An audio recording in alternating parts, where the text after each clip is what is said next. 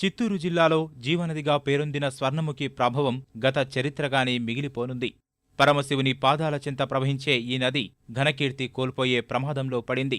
అగస్త్య మహాముని తపోబలంతో ఆవిర్భవించినట్లు చెప్పుకునే స్వర్ణముఖి నేడు కళాహీనంగా తయారవడం వేదన కలిగించే విషయమే. పాకాల మండలం పాలకొండల్లో ఓ చిన్న వాగుగా పుట్టి క్రమేపీ నదిగా మారి 100 మైళ్లు ప్రవహిస్తూ చివరకు నెల్లూరు జిల్లా గోవిందవారిపల్లె వద్ద బంగాళాఖాతంలో కలుస్తుంది. భీమ, కళ్యాణి అనే ఉపనదులు తొండవాడ దగ్గర ఈ నదిలో కలుస్తాయి.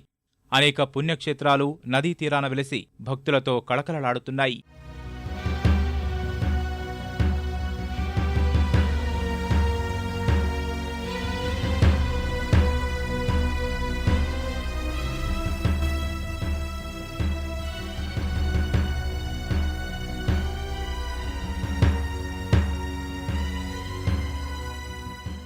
ఇంత ఘనచరిత్ర ఉన్న ఈ నది పాలకుల నిర్లక్ష్యం వల్ల పేరు గొప్ప ఊరు దిబ్బలా మారబోతోంది. శ్రీకాళహస్తీశ్వర స్వామిని దర్శించుకోవడానికి వచ్చిన భక్తులు పవిత్ర స్నానాలు చేస్తే పుణ్యం వస్తుందో తెలియదు కానీ జబ్బులు రావడం మాత్రం ఖాయంగా కనిపిస్తోంది. దుర్గంధభరితంగా మారిన స్వర్ణముఖిలో తెలిసి ఎవరూ కాలు కూడా పెట్టరు. ఇక క్షేత్ర ప్రాశస్త్యంతో కొందరు ఇదే మురికిగుంటలో తమ పితృదేవతలకు తర్పణాలు వదులుతుంటారు.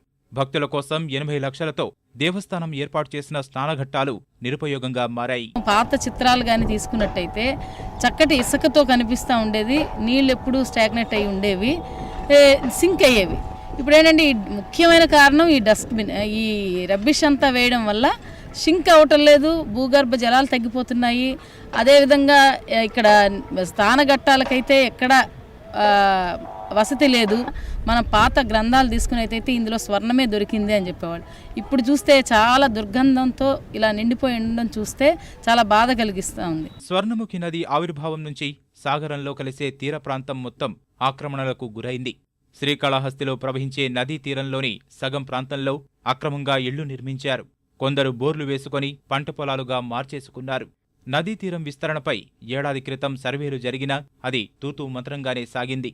రేణిగుంట, శ్రీకాళహస్తి, తొట్టంబేడు మండలాల్లో గత 10 ఏళ్లలోనే 4000 ఎకరాలకు పైగా నదీ తీరాన్ని ఆక్రమించుకున్నా పట్టించుకునే నాథుడే కరువయ్యాడు. ఇందులో వ్యర్థాలు వేయడం వల్ల మురికి కూపంగా మారింది. పట్టణంలో చెత్తాచెదారం అంతా ఈ నదిలోనే కలిపేస్తారు.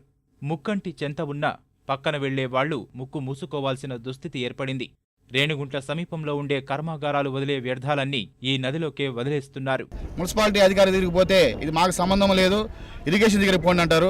ఇరిగేషన్లో అయితే మాకు దీనికి అసలు ఏ విధంగా సంబంధం లేదు, దేవస్థానాలు చూసుకోవాలంటారు. అది ఒకరిపైన ఒకరు చెప్పడం వల్ల అసలు మేము ఇంతకీ ఇది ఎవరు చెందింది, ఈ నదిని ఎవరు పట్టించుకుంటారు, ఈ నదిని క్లీన్ చేయాలంటే ఎవరి దగ్గర పోవాలనే విషయం కూడా తెలియని పరిస్థితిలో ఇక్కడ భక్తులు కానీ స్థానికులుగా మేము ఉన్నాము. పెద్ద ఇది కాళహస్తిలో డంపింగ్ యార్డ్లా దీన్ని వాడుకుంటా ఉన్నా కూడా అధికారులు ఏమాత్రం స్పందన లేదు.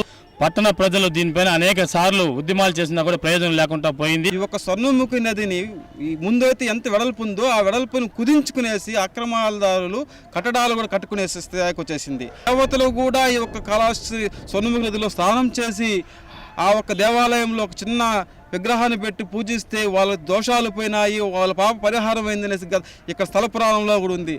అటువంటి యొక్క స్వర్ణముఖి నదిని ప్రక్షాళన చేయలేక అధికారులు ప్రభుత్వం కూడా సరే దీన్ని పట్టించుకోలేదు. కాంగ్రెస్ నేతల నిర్లక్ష్యం మూలంగానే స్వర్ణముఖికి ఈ దుస్థితి వచ్చిందని మంత్రి బొజ్జల గోపాలకృష్ణారెడ్డి ఆరోపించారు. స్వర్ణముఖి ప్రక్షాళన చేపడతామని ఆయన చెప్పుకొచ్చారు. తెలుగుదేశం పార్టీ అధికారులు లేనప్పుడు, కాంగ్రెస్ పార్టీ ఉన్నప్పుడు గత 10 సంవత్సరాలుగా కొంత చేసేదాన్ని నాశనం చేశారు. ఆ పవిత్రతను కాపాడుకుంటూ చేసి ఉన్నారు. స్వర్ణముఖిని ప్రక్షాళన చేయాల్సిన అవసరం ఉంది. స్వర్ణముఖిని ప్రక్షాళన చేస్తాం, అడవులంతా కూడా పెంచుతాం. ఆ విధంగా పచ్చదనం ఎక్కువ తీసుకుని వస్తాం. గ్రీన్ సిటీగా కాళహస్తిని అభివృద్ధి చేస్తాం. ప్రభుత్వం తక్షణ చర్యలు చేపట్టకపోతే 1,00,000 ఎకరాలకు పైగా సాగునీరందించిన ఈ జీవనది క్రమేపీ తన సహజత్వాన్ని కోల్పోతుందని స్థానికులు ఆందోళన చెందుతున్నారు.